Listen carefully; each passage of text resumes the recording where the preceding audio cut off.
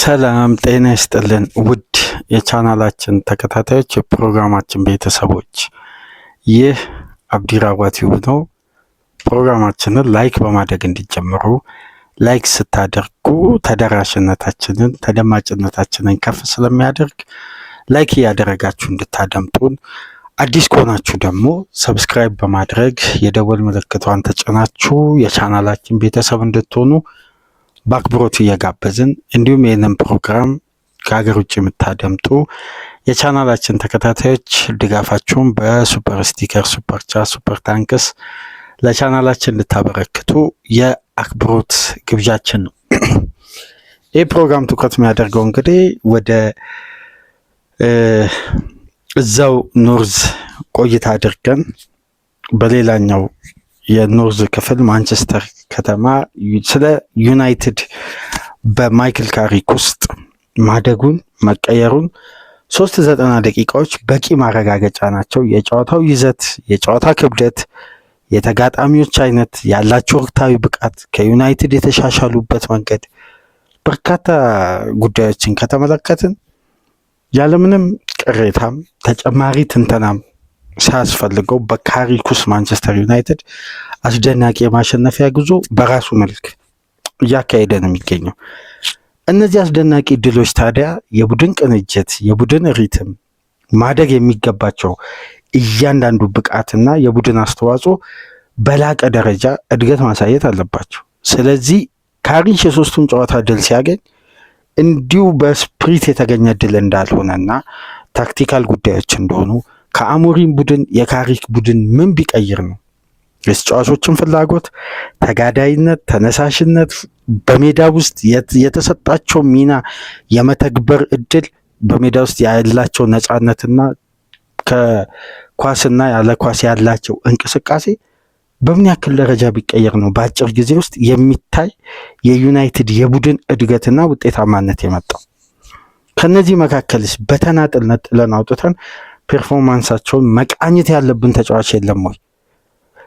ካሪክ ባለፉት 3 ጨዋታ ያሳየውና በ21 ያለፉት የአሞሪም የፕሪሚየር ሊግ ጨዋታዎች ላይ የታዩት መሻሻሎች ምንድን ናቸው? እነዚህ ልዩነቶች ለምንድን ነው ሁሉንም ተጫዋች ያሳተፈ ያማከለ የዩናይትድን ቡድን እየተመለከት የምንገኘው?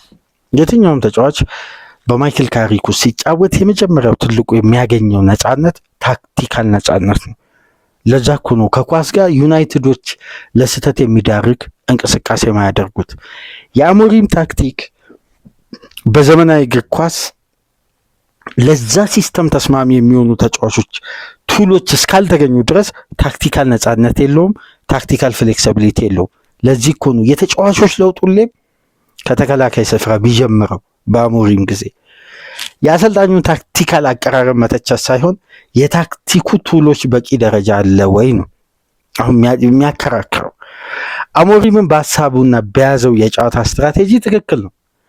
ካሪክ ደግሞ ለተጫዋቾች በሰጠው ታክቲካዊ ነፃነትም ትክክል ነው። ሁለቱም በያዙት የጨዋታ ካራክተር ትክክል ናቸው።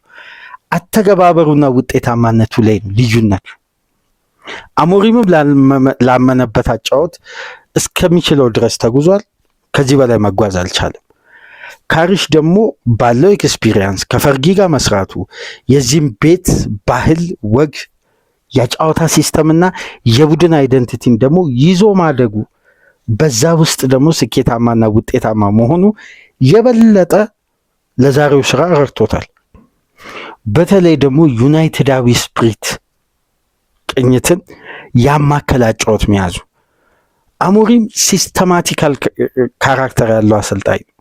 ይሄ ቡድኑ ያለውን መልክ፣ ያለውን ታሪክ፣ የኋላ ሪከርድ፣ የኋላ ምስል፣ ይሄ ቡድን ያለውን ግርማ ሞገስ ሳይሆን ራሳቸው ያላቸውን አቅም ተጠቅመው ቡድኑን ወደሆነ ስኬት አምጥተው የዛ ስኬት ክሬዲት እሳቸው ናቸው የሚባልበት አይነት አሰልጣኝ። ስለዚህ ዩናይትድ ምንድን ነው የሚለው በአሞሪም ኳሊቲ እና በአሞሪም የታክቲክ ጉዳይ ላይ ፍጹም የተራራቁ ጉዳዮች ናቸው። የዩናይትድ ውጤት ማጣት ሳይሆን የቡድን ሽግግሩና ያሳዩት ታክቲካዊ እድገት ነው አሰልጣኙን ሁሌ ካደመጣችሁት ፕሬስ ኮንፈረንስ ላይ የሚያነሱት። ለዛ እኮ ነው አለመጣጣም ዩናይትድ እና አሞሪም መካከል የነበረው ረጅም ጊዜ። አሰልጣኙ ሞር ኢንተርቴኒንግ ቲም ማንቸስተር ዩናይትድ ነው ሲሉ ነበር። ለምን 24 መሞከራቸው 9 ኢላማውን የጠበቀ ሙከራ አድርገው 1-0 መሸነፋቸው ትክክል ነው ታክቲካሊ ለአሰልጣኙ። ውጤቱ ግን በማንቸስተር ዩናይትድ ምስል ደረጃ እንዲህ አይነት ጉዳዮች ተቀባይነት የላቸውም። ስለዚህ እነዚህ ሁለት ጉዳዮች ተለያይተዋል። ስለዚህ አብሮ በጋራ ተጣምሮ ለመዝለቅ በጣም ይከብዳል። አሰልጣኙ ቡድን ሲያድግ ነው ውጤት ሊመጣ የሚችለው ብሎ ያምናል። ደግሞ የፈርጊ አይደንቲቲ እነ ካሪክ ያደጉበት ብልሃት ደግሞ ውጤት ነው የቡድን አይደንቲቲ የሚገነባው ታክቲክ ቴክኒክ ሳይሆን ሜዳ ውስጥ ተጫዋቾች የተሰጣቸው ሚና ፈጽሞ 3 ነጥብ ይዘው ሲወጡ ነው። ዩናይትድ ማለት ቁርጠኛ የሆነ አቋም፣ ሽንፈትም የሚጸየፍ አይነት አቋም ማለት ነው። ለዛ ነው ሁለቱ መንገዶች አልላመድ ብለው ላለፉት ወራት ከ1 ዓመት በላይ ጭቅጭቅ፣ ውዝግብ፣ እኛ አሞሪምን ለመከላከል እንሞክራለን፣ እኛ ደግሞ በተቃራኒው እንተቻለን።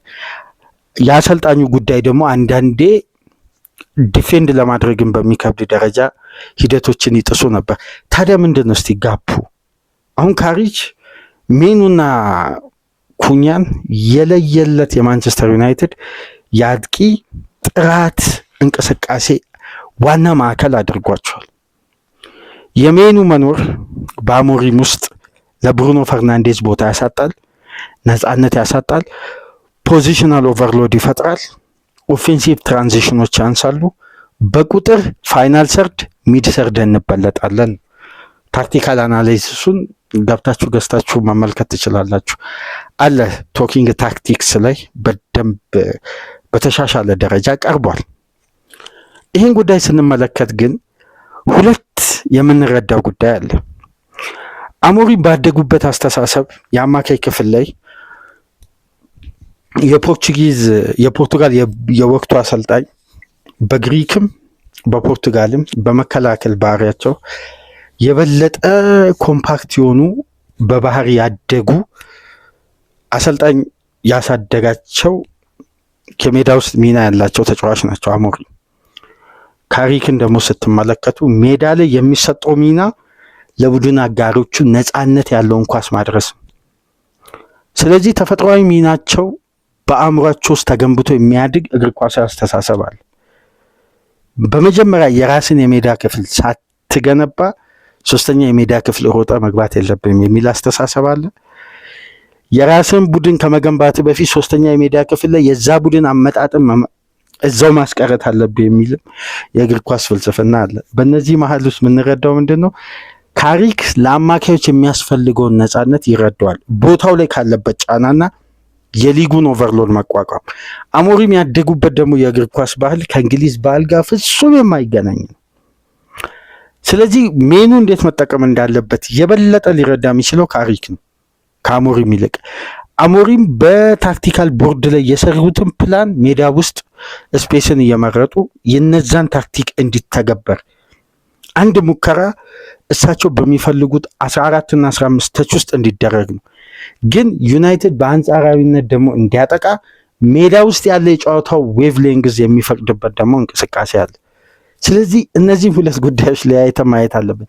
አሞሪምን በውጤት አንመዝን፣ ታክቲካል ጄኒውን መሆናቸውን እየተመለከትን፣ ግን ካሪክ ደግሞ የዩናይትድ አይደንቲቲ ነው፣ ያውቀዋል የዚህም ቡድን እንዴት ቅኝቱ ማምጣት እንዳለበት። ታዲያ እንዴት ነው ሜኑን የቀየረው? እንዴት ነው ኩኛን የቡድኑ የማጥቃት እንቅስቃሴ የትኛውም ደቂቃ ላይ ፍሌክሲብል እንዲሆን ማድረግ የተቻለው? የሁለቱ ተጫዋቾች ድልድይ መገንባት ደግሞ ፖርቱጋላዊውን አማካይ በደንብ ተመልከቱ። ማይክል ካሪክ የማንቸስተር ዩናይትድ አሰልጣኝ ከመሆኑ በፊት የብሩኖ ፈርናንዴስ ቻንስ ክሬት እና የፋይናል ሰርድ ኳስ ንክኪን ብታዩና አሞሪም እያለ ያለውን ንክኪ ብታዩ በሁለቱ እንቅስቃሴዎች መካከል በትንሹ 38 በመቶ እያንዳንዱ የኳስ ተች ላይ ልዩነት አለ። ለምሳሌ ብሩኖ ፈርናንዴስ በሶስቱ የፕሪሚየር ሊግ ጨዋታዎች የበለጠ ፋይናል ሰርድ የነካው ኳስ ይበልጣል በአማካይ በአሞሪም ጊዜ ከሚነካቸው ኳሶች በአማካይ። አሁን በሶስቱ ጨዋታዎች የበለጠ ቻንስ ክሬት እያደረገ ነው። በአንድ ጨዋታ 2 አሲስት እያደረገ ነው። የበለጠ ፍሌክሲብል ሆኗል። ማንቸስተር ዩናይትድ በሊጉ ከአሞሪም በኋላ የሌሎች ክለቦች ኤክስጂ ጋር ተደምሮ በሊጉ አንደኛ ነው። ከአሞሪም በኋላ የትኛውም ቡድን እንደ ማንቸስተር ዩናይትድ ያልተዛነፈ ሙከራ ያደረገ የለም። ጥራት ያለውን እድል ክሬት ያደረገ ቡድን የለም። የበለጠ ሙከራዎችን ያደረገ ቡድን የለም። በሁሉም ረገድ ማጥቃቱ ሻርፕ ሆኗል። ለዛ ነው 3 ነጥቡ በዩናይትድ ቤት እየተደጋገመ የሚገኘው።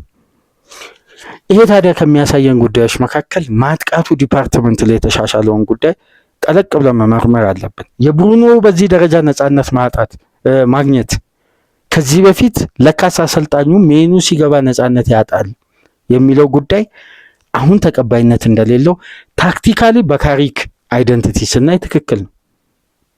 በአሞሪም ምስልንም ካየንም ደግሞ ትክክል ነው። ምክንያቱም አንድ አማካይ መቀነስ ግዴታ ነው። ፋይናል ሰርድ በቁጥር እናንሳለን። ያ ደግሞ ኦቨርሎድ አማካያችን ላይ ይፈጥራል ነው። ይሄ በባክስሪ ለሚጫወት ሲስተም ትክክል ነው። ግን ፋይናል ሰርድ ባለው ጥራት ልክ ደግሞ ካየን ደግሞ ብዙ የሚያወዛግቡ አርዕስቶች ሊነሱ ይችላሉ ከዚህ ነጥብ መነሻ በማድረግ ግን ካሪክ ያደረገው ትልቁ ጉዳይ ምንድን ነው? የኮቢ ሜኑን ፓስ ሲኩዌንስ መጠቀም ነው። ለምን? ለማንቸስተር ዩናይትድ ሴንትራል ትራንዚሽን በደም ተመልከቱ። ሲቲን ዩናይትድ ሲያጠቃ ከአማካይ ክፍል የሚነሱ የትራንዚሽን ኳሶች በተለይ ከራስ የመጫወቻ ክልል በላይን ብሬኪንግ ፓስ በማንቸስተር ዩናይትድ ቡድን ውስጥ አንደኛ በላይን ብሬኪንግ ፓስ ካሰሚሮ ነው። 147 ላይን ብሬኪንግ ፓስ በማድረግ ሁለተኛ ደረጃ ላይ የተቀመጠው ኮቢ ሜኑ ነው። ኮቢ ሜኑ ግን በማይክል ካሪክ ውስጥ በተደረጉ ስኬታማ ፓስ፣ በርካታ የኳስ ተቾች፣ በርካታ የፓስ እያንዳንዱን ጉዳይ ብታዩ ደግሞ ሜኑ አንደኛ ነው። ይህን ያክል ነፃነት እንዴት ተጫዋቹ ሊያገኝ ይቻለን? አጠገቡ ያለው የ33 ዓመት አማካይ ነው። ሜዳው ይሰፋበታል ሲባል የነበረ ነው። ሜኑ ገና 20 ዓመቱ ነው። ይህን የሚያክል ትልቅ ኃላፊነት ከሲቲ የሊጉ ሁለተኛ፣ አርሴናል የሊጉ አንደኛ፣ ኦልትራፎርድና ኤመሬትስ ላይ የጨዋታውን ክብደትና ወቅታዊ ጫናን ስናስብ ገና በ20 ዓመት ተጫዋች ዩናይትድ በቀጥታ ከቤንች ላይ አምጥቶ ቤስት ላይ ሲያስቀምጥ ያለውን ጫና አስቡት፣ ኃላፊነቱ። ስለዚህ በካሪክ ውስጥ የምንመለከተው የማይኑ እድገት የመጀመሪያ ጉዳይ ሜዳ ውስጥ ታክቲካሊ ነፃነት፣ ኳስ ከያዘ በኋላ ያለውን አቅም አውጥቶ እንዲጠቀም ማድረግ እንጂ ታክቲካሊ ይሄን አድርግ ተብሎ በሚሰጠው ሚሽን ውስጥ እንዳይጫወት ነው ያደረገው። ይሄን በቃ ይሄንን ነው እንድታደርግ የምፈልገው የሚል ሚና አይደለም። አንተ ያለህን አቅም በዚህ አይነት ሲስተም ውስጥ የተሻለውን ጥረት እንዲያደርግ ነፃነት መስጠት ነው። ያኔ በአማካይ ክፍል ባለፉት 3 ጨዋታዎች ለምሳሌ ድሪብል አቴምፕት በማድረግ በሊጉ ሁለተኛ ደረጃ ነው የሚገኘው ከፍሎሪያን ቪትዝ በመቀጠል ባለፉት 3 ጨዋታ። የተሳካ ድሪብሎችን ደግሞ ከሴንትራል ሚድፊልደሮች ደግሞ አንደኛ ላይ ባለፉት 3 ጨዋታዎች ላይ ያደረገ ተጫዋች ኮቢ ሜኑ ነው። ወደ ፋይናል ሰርድ የተደረጉ ፕሮግሬሲቭ ፓስ በማድረግ ባለፉት 3 ጨዋታዎች በሊጉ አንደኛ ላይ የተቀመጠው ኮቢ ሜኑ ነው። ስለዚህ ይሄ ተጫዋች ታክቲካሊ የተሰጠው ነፃነት አቅሙን እንዴት አውጥቶ ድልድዩን ያን የማጥቃትና ዩናይትድ የተከታታይ ጨዋታ ድል ሲያስመዘግብ የበለጠውን ሚናና አሁን ከፍተኛ ሙገሳ እንዲያገኝ። ይሄ ብቻ አይደለም፣ ያልተገደበ ሚና ለሜኑ ካሪክ ሰጥቶታል ስንል ትልቁ ጉዳይ ምንድን ነው? ሜዳን ከቨር የማድረግ ቴክኒክ፣ ከኳስ ጋር የትኛውም ኤሪያ ላይ እንዲገኝ ነፃነት ታክቲካሊ ሲሰጠው ባለፉት 3 ጨዋታ ለምሳሌ ዲስታንስ ከቨር በማድረግ በሊጉ እነ ራይስን በልጧል። ይሄን ግን ስትመለከቱ ዲስታንስ ከቨር ያደረገው ያለ ኳስ አይደለም፣ ከኳስ ጋር ነው። ይሄ ነው አሁን የቴክኒካል ተጫዋች ፍጥነት፣ ጉልበት፣ ይሄ አካል ብቃት የሚለው ጉዳይ እግር ኳስ ላይ ሁለተኛ ሶስተኛ ቢመጣ ነው። መጀመሪያ ቴክኒክ አቅም ነው መቅደም ያለበት ስንል የነበረው ዋነኛ ምክንያት ይሄ ነው። ሜኑ የረገጣቸውን ተች ማፖችን ብትመለከቱ ሁሉም ተች ማፕ ላይ ተጫዋቹ በነገራችን ላይ የኳስ ተቻለው። ይሄ ነው አሁን ትልቁ አቅም ማለት ነው።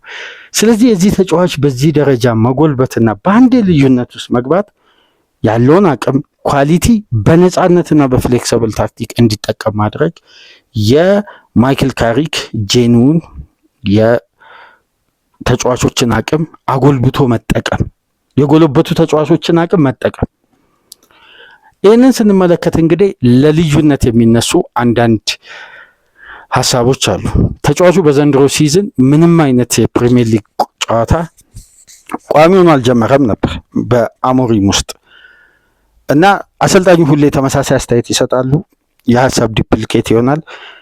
ዝም ብላችሁ አስቡ። አሞሪም ቀጥሎ ቢሆን ኖሮ በዚህኛው ያለፈው የፈረንጆች ወር ኮቢ ሜኑ በቀዩ ማሊያ አይኖርም፣ በእርግጠኝነት አይኖርም። ለምን? ከፊት ለፊቱ ዓለም ዋንጫ እያለ ይሄ ተጫዋች እንዴት ቤንች ላይ ሆኖ ቤንች ላይ ወንበር እያሞቀ ፍላጎቱ፣ ተነሳሽነቱ የዚህም ቡድን ጣም እያወቀ ያደገ ቡድን ተጫዋች ቤንች አድርጎ በዩሮ 2024 ትልቅ ኃላፊነት ተቀብሎ አማካይ ስፍራ ላይ ገና በ19 ዓመቱ መጫወት የጀመረ ተጫዋች አንድ አሰልጣኝ ታክቲካሊ ለኔ ፊት አያደርግም በሚል ቤንች ሲያደርግ እንዴት ነው የዚህ ተጫዋች በዚህ ለጋ እድሜው አይምሮ ሊቀበል የሚችለው? ከባድ ነው። ሜኑ እንግዲህ ከቤንች ላይ ተነስቶ 7 ጨዋታዎች ላይ ተቀይሮ ገብቷል በአሞሪም ውስጥ። እሱ ተቀይሮ በገባባቸው ጨዋታዎች ውስጥ 63.6% የማንቸስተር ዩናይትድ ዊኒንግ ሬት አለው። ነገር ግን እሱ ደግሞ ጨዋታ ባላደረገበት 6 ጨዋታዎች ውስጥ ደግሞ ማንቸስተር ዩናይትድ ዊኒንግ ሬቱ 0 ነው፣ እሱ ባልተሳተፈበት ጨዋታ። ይህንን ጉዳይ ያዙልኝ መጀመሪያ። እነዚህ ነጥቦች እንግዲህ ከኦፕታ ላይ የተገኙ ጉዳዮችን ከዚህ ጋር በማያያዝ ነው። በ2024 ኖቬምበር ወር ሩበን አሞሪም በማንቸስተር ዩናይትድ አሰልጣኝ ሆነው ከተሾሙበት ጊዜ አንስቶ 29 ጨዋታ ይሄ ተጫዋች ተጫውቷል። ከ29 ውስጥ ግን 12ቱ ነው በቋሚነት ተሰልፎ የነበረው። በዚህም እንግዲህ ተጫዋቹ በቶፕ ፍላይት ፉትቦል ምንም አይነት አሲስት፣ ምንም አይነት ጎል አላስቆጠር። ይሄ ነው ከባዱ ነገር።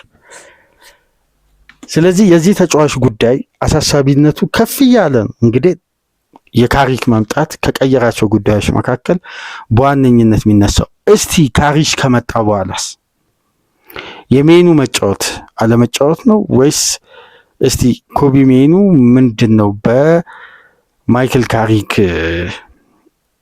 የአሰልጣኝነት ጊዜ ይሄ ተጫዋች የቀየራቸው ጉዳዮችስ? አሁን የአሞሪም ጊዜን እንደዚህ ከተመለከትን የካሪክንም መመልከት አለብን። ልክ የማይክል ካሪክ የስራ ቅጥር ከተፈጸመበትና የማንቸስተር ደርቢ ከተደረገበት ጨዋታ አንስቶ አንድ ትልቅ ጉዳይ እዚህ ጋር ማለት ለመነሻነት በቂ ትልቁ ማሳያ ከአሞሪም ስንብት በኋላ የካሪክ ስራ ቅጥር ከተፈጸመበት ጊዜ አንስቶ ይላል በፕሪሚየር ሊጉ የትኛውን ቡድን ከማንቸስተር ዩናይትድ በላይ ኤክስጂ ክሬት አድርጎ አያውቅም። በሊጉ አንደኛ ኤክስጂ ክሬት ያደረገው ማንቸስተር ዩናይትድ ነው፣ 4.81። የትኛውን ቡድን አቴምፕት ማድረግ አልቻለም እንደ ማንቸስተር ዩናይትድ 41 ሙከራ። የትኛውን ቡድን ኢላማውን የጠበቀ ሙከራ አላደረገም ከማንቸስተር በላይ 17 ሙከራ በማድረግ በሁሉም ረገድ እሺ ማንቸስተር ዩናይትድ በማጥቃቱ በኩል አስደናቂ ቁጥሮችን ከያዘ እነዚህ ማጥቃት እንቅስቃሴዎች እንዴት በዩናይትድ በኩል የበለጠ ፕሮግረስ ሊያደርጉ ቻሉ? የበለጠ ቻንሱ ክሬት እየተደረገ የሚገኘው በማን ነው? በብሩኖ ፈርናንዴስ። ብሩኖ ፈርናንዴስ ደግሞ የበለጠ ኳሶችን በተለይ የፔኔትሬሽን የላይን ብሬኪንግ ፓስ የሃይ ተርኖቨር ፓሶችን እያገኘ የሚገኘው ከማን ነው? በቀጥታ ከኮቢ ሜኑ። አብዛኛው ደግሞ ሴንትራል ፕሮግል፣ ይሄ መሀል ለመሀል የሚደረጉ የሽግግር እንቅስቃሴዎች። ይሄ ነው እንግዲህ የኮቢ ሜኑን አቅም አውጥቶ ማይክል ካሪክ በዚህ ደረጃ ለእግር ኳሱ ቤተሰብ የሚታይ ለውጥ ማምጣት የቻለው። የሜኑ የአማካይ ክፍል ሚና በዚህ ደረጃ ውጤታማ ሲሆን ታዲያ ፋይናል ሰርድ ላይ ያለው ውጤታማነትስ እንዴት ሊቀናጅ መስመሩ ሊይዝ ቻለ ነው። የመጀመሪያው ጉዳይ በፍላጎት በንቃት በሜዳ ውስጥ ጌም የማንበብ ኳሊቲ እና በተለይ አጨራረሱና ኳሊቲው ባልተገደበ የፋይናል ሰርድ ሚና ውስጥ የላቀ ቴክኒኩ የሚጠቀመው ማቲያስ ኩኛ ነው። በነገራችን ላይ በፕሪሚየር ሊግ የማቲያስ ኩኛ አይነት ተጫዋች በጣም ውስን ነው። አጥቂ እንዳይባል አጥቂ አይደለም፣ ግን የአጥቂን አቅም ይዟል። ክሬቲቭ አማካይ እንዲባል ክሬቲቭ አማካይ አይደለም፣ የበለጠ ወደፊት የቀረበ ነው። የሐሰተኛ 9 ቁጥር ተጫዋች ሆኖ ግን ለአማካይ ክፍሉ ኦቨርሎድ ከፍተኛ ታክቲካል አቅም ይሰጥ። ተጋጣሚ ፕረስ ለማድረግ የኩኛ አይነት ተጫዋች ፋይናል ሰርድ ካለ አንድ ቡድን ኳስን የማጨናገፍ ኳስን የመንጠቅ ሃይ ፕረስ የማድረግ ለሃይ ተርኖቨር መጫወት፣ የበለጠ ደግሞ ለብሩኖ አይነት ተጫዋች ነፃነት በመስጠት ለምን ያልተገደበ ሚና ነው።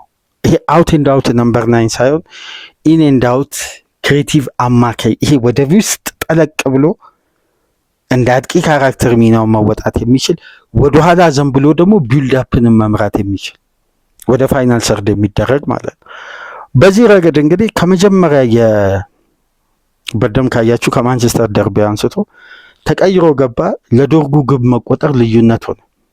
ክሮስ ያደረገበትን ፖዚሽን ተመልከቱ፣ ከላኛው የሜዳ ክፍል። ከዛም በኋላ ደግሞ ጨዋታው ቀጠለ።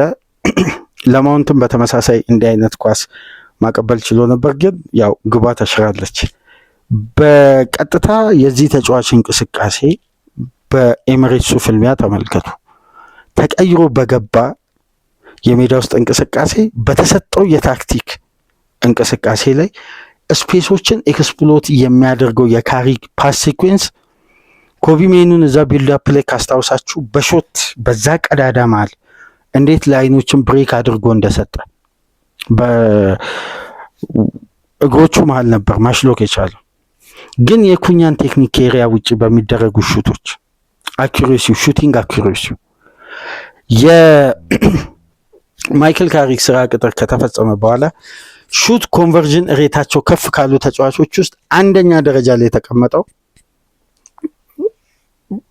ማቲያስ ኩኛ ነው።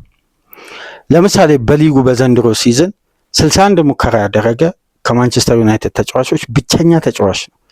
ከ61ዱ 24ቱ ኢላማውን የጠበቀ ነው። አሞሪም ከመሄዳቸው በፊት ግን የዚህ ተጫዋች ሾት ኮንቨርዥን ሬት 9.84 ነው። አሞሪም ከለቀቁ በኋላ ግን የማቲያስ ኩኛ ሾት ኮንቨርዥን ሬት 17.6 ነው። በእጥፉ ነው ያደገው።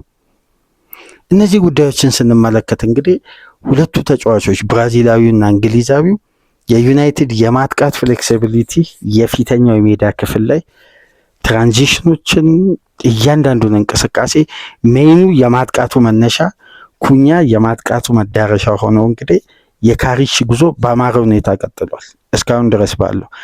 አራተኛው ጨዋታ ደግሞ በዩናይትድ እግር ኳስ ታሪክ ውስጥ በርካታ ሽንፈት በዩናይትድ የደረሰበት ዩናይትድ ለአመታት ሲቀጠቅጠው የነበረው ቡድንና በተጠናቀቀው የውድድር ዓመት ግን ዩናይትድን በሁሉም ውድድር ያሸነፈ አሰልጣኝ አንጅ ፖስተኮግሉን ቶትናም ከቀጠረበት ጊዜ አንስቶ ማንቸስተር ዩናይትድ ቶትናም ማሸነፍ ይቸግረው ነበር።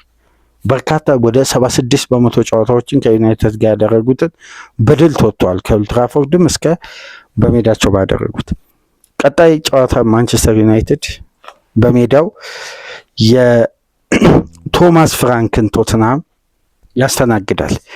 የበለጠ ለማይክል ካሪክ ትልቁ እድል ደግሞ ምንድነው? በዚህ ጨዋታ ዩናይትድ አሁን ባለው ወቅታዊ ቶትናም ሁኔታ ላይ የዩናይትድ ማጥቃት ስንመለከት የአካል ብቃት ቡድንን እንዴት ኤክስፕሎት ማድረግ እንደሚቻል ሁለት ተከታታይ ጨዋታ የካሪክ ቡድን አሳይቷል። ስለዚህ ቶትናምን ማግኘት በዚህን ሳለ ዩናይትድ በአንገብጋቢ ሁኔታ የአምናውን የኤሮፓ ሊግን ጨዋታን ጨምሮ ለበቀል የሚያመች የቶትናም ቡድን ነው። ይህንንስ ታሪክ ሜኑ፣ ኩኛ፣ የቡድን አጋሮቹ ከአምበሉ ብሩኖ ጋር ሆነው መወጣት ይችላሉ ወይ? በቀጣይ የፕሪሚየር ሊግ ጨዋታ የምናየው ነው የሚሆነው። ለማንኛውም የነዚህ ሁለት ተጫዋቾች በካሪክ ውስጥ ማደግ መበልጸግን በዚህ መልኩ ተመለከትን።